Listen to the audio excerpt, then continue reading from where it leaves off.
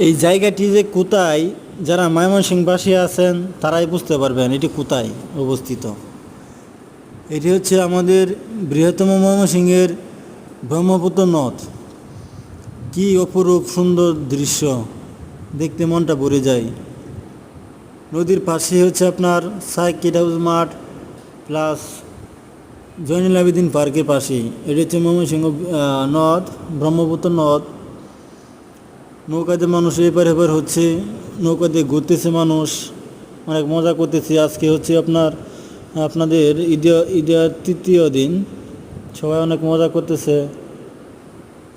হ্যাঁ, সেই এখানে প্রতিদিন মানুষ হাজার হাজার সবসময় মানুষ থাকে এই পার্কে। জয়নুল আবেদিন পার্কে মানুষ ঘুরতে আসে প্রতিদিন বিকেল হলেই। বাদাম খায়, ফুচকা টুচকা বিভিন্ন রকমের খাবার টাবার খায় এসে। আর বিকেলে হাওয়া খুব ভালো লাগে, ঠান্ডা আবহাওয়া, খুব সুন্দর জায়গা এটি।